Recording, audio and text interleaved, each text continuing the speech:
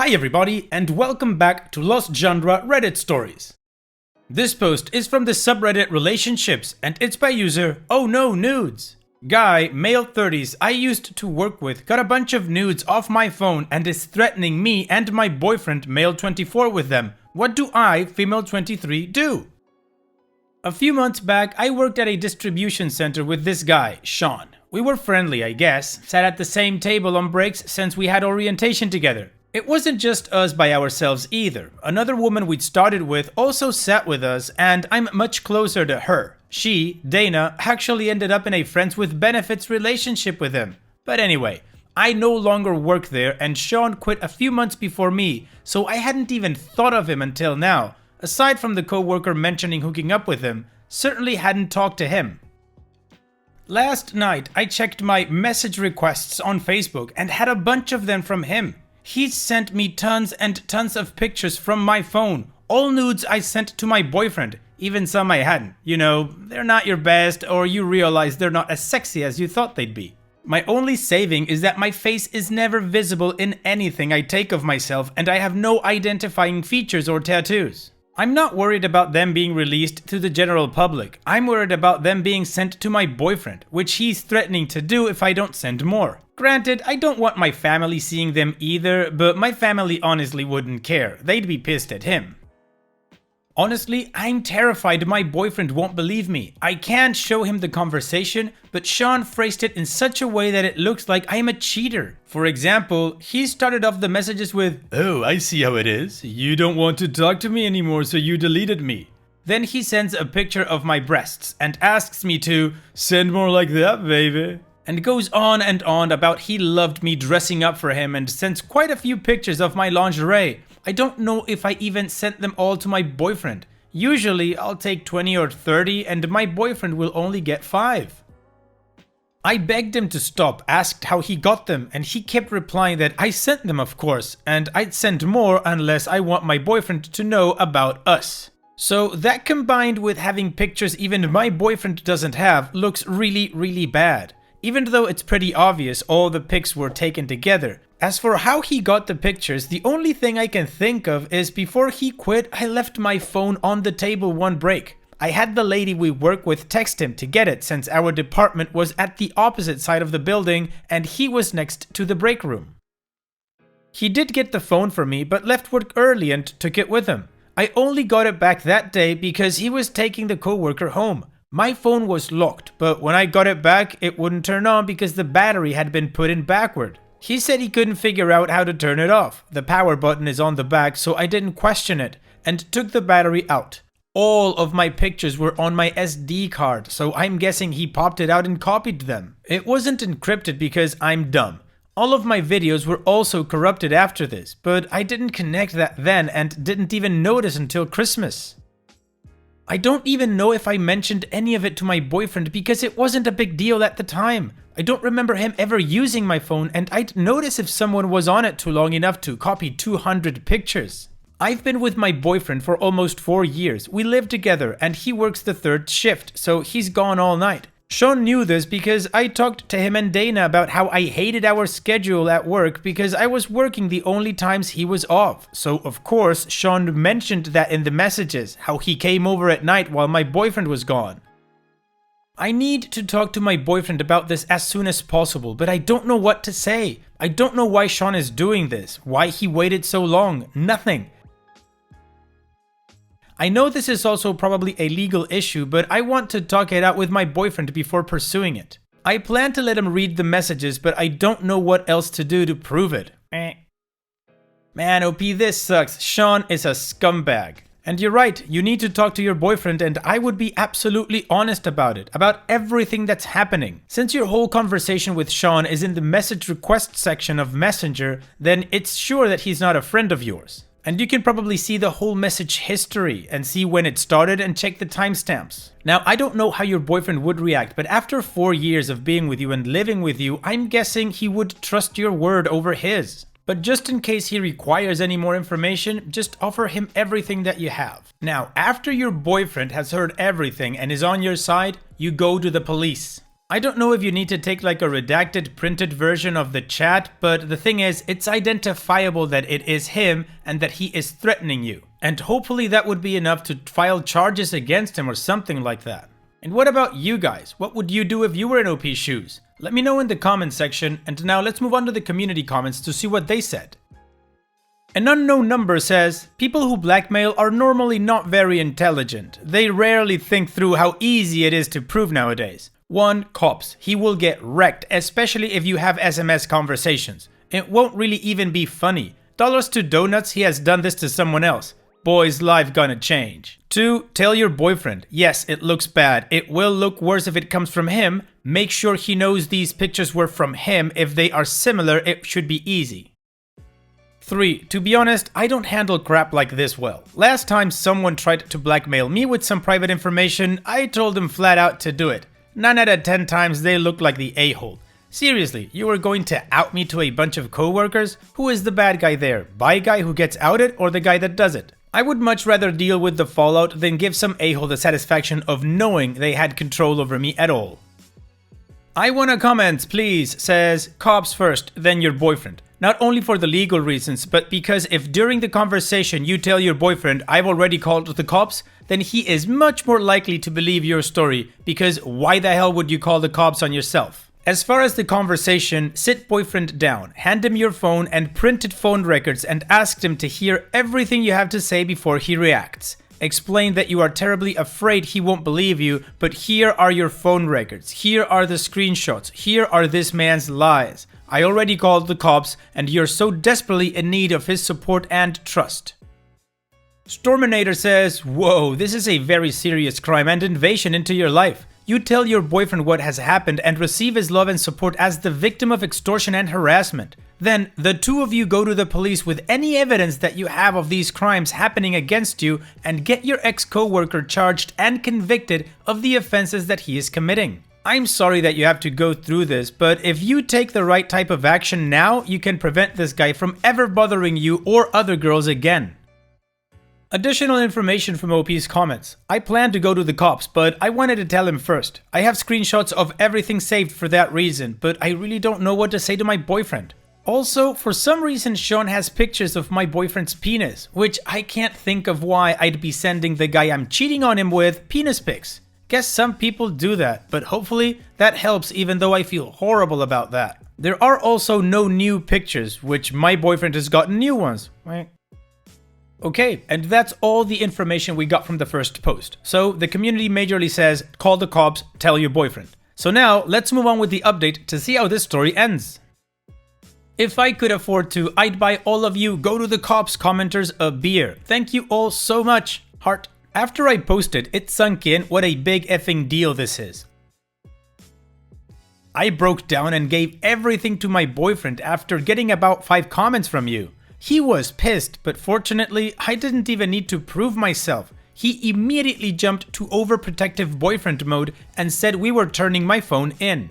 We called the non-emergency line and I was instructed to take my phone to the sheriff's department as soon as possible and not to engage with Sean at all. Not that I was, I'd stopped responding. From there, my phone was taken and I probably won't be getting it back for a few more days, so I couldn't really update immediately and I didn't really have much of one day until today anyway. I don't want to give a bunch of information out of my own privacy and also because I'm not supposed to, but Sean no longer has a way to contact me.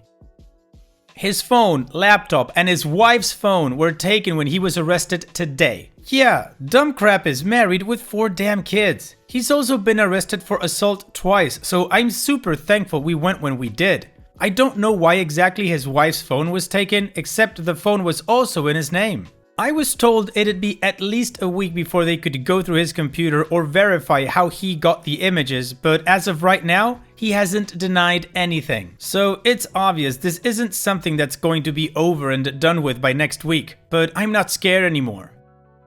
Now, a lot of people were confused about the penis pictures. My phone autosaves MMS, so I had a few from my boyfriend. Sean had sent them to me with pictures of his own, much smaller, penis, saying crap like he knew I preferred daddy's big penis. Yeah, okay. There was a lot of really nasty crap he sent me that I didn't want to hash out in my post, but I do feel really bad that my boyfriend had to be involved. I'm really disappointed in myself for not protecting him better, but he doesn't care that a detective saw his junk or that Sean did, and said it could have just as easily happened to him and someone got my pictures off of his phone. My experience with the sheriff's department was honestly awesome. I never felt like I was being judged, and I was shocked because we live in a pretty small county with some pretty archaic ways of thinking, but it was fine. No one I had to speak with talked down to me. No one made it seem like my fault, nothing. Super respectful and genuinely tried to make me feel better about the whole thing. They even offered counseling services. Apparently, this is super common and something they end up dealing with when it gets really bad because people are afraid to tell anyone. And to clear up some things like why my family wouldn't care and I wouldn't care if they saw them. They just wouldn't. I grew up in a very sex-positive, open-minded family. My uncle is gay and owns a drag bar. My aunt is trans. My mom did nude modeling in college. They will all be ready to kill this guy before being upset or embarrassed over my vanilla boob pics. I wouldn't send him out willy-nilly, but if Sean did post these online and they recognize me, at most I'll get a, "That lingerie doesn't work with your skin tone."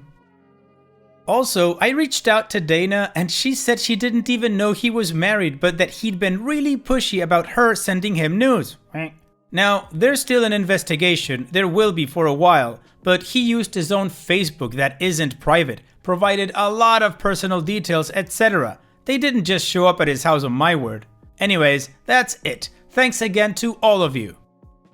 Nicely done, OP. The scumbag got what he deserved. Good for him. Hopefully, he gets it even worse. I also kinda feel sorry for the wife and kids. Not because they found out the type of scumbag he was, but because he's probably gonna drag their name through the mud and it's not gonna be a nice experience for them at all. Anyways, thanks so much for sharing, OP, and all the best in the future. Also, get a safer phone.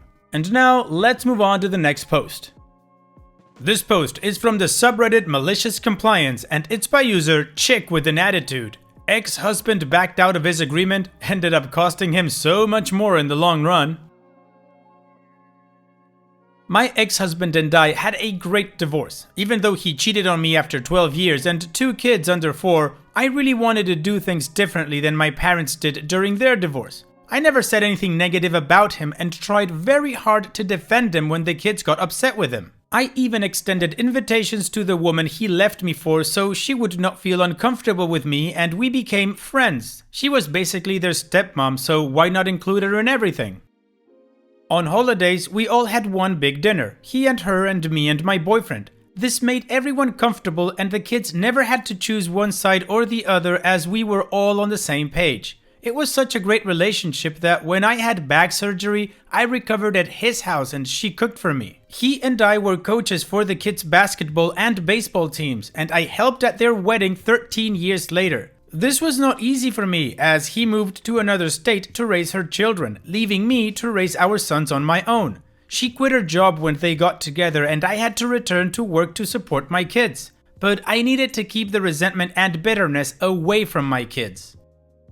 All of this sets the tone for the divorce, but when he initially left, I spoke to a lawyer and got a separation agreement that was really great for me. He asked that I not take half of his retirement, but instead he would pay X in child support and additional Y in alimony. Because he was making a lot of money and I was a stay-at-home mom with a country club membership. Yuck, I hate it saying that, but it was only to set the scene. Normally, alimony ends after 5 years, but because I didn't get half of the 401k, the only condition on ending it was it would end on my remarriage or my death. He agreed with all of it. The thing is that when he left me to move down to where she lived, he left his cushy job and took this promising but not delivering position that really screwed him financially. But he never went back to the lawyer to get the child support or alimony reduced. Instead, he borrowed from his mother. When I discovered he was mooching off of her, I suggested to her that she stop paying for him when he finally got back on his feet. She never would do that and continued paying for his life and her to be a stay-at-home mom, even co-signing for a second home for him when he finally moved back to raise his kids. Hers had graduated and lived in his old house. Ours were in high school. He did come to me and ask if I would accept regular child support and half of the alimony. Then later, when he was really earning money, he would pick back up on the past due amount. Not wanting to make waves in an otherwise great divorce, I said yes and kept track each month of what was owed in a shared spreadsheet with him so he could see how far in debt he was getting each month. He ended up owing me $1,000 a month for 10 years, but he said when the kids aged out of child support, he would continue to pay the same amount to make up for the alimony, which totaled $120,000. When my daughter aged out, he continued to pay the same amount, putting a small dent in what he owed for 3 years. Then, as soon as my son aged out, 2 weeks after he joined the Marines, he called me and told me there was no way he was going to continue paying me for the next X years and I could take him to court if I wanted to, but there is no effing way he would pay me another cent. This completely blew my mind as we had such a fantastic relationship and it came out of nowhere. I was completely freaked out, but I took his advice. I contacted an attorney. I sent all his calls to voicemail per my attorney's advice and I took him to court. The best thing was, prior to the hearing, my attorney put a lien on both homes he had so he could not change ownership to his mom or wife prior to the court hearing. I still have the phone call recording when he realized this and the horrible names he called me for doing that. Since I had kept such immaculate records from the day he changed payments and he was aware of his debt rising each month, it was a slam dunk for my attorney.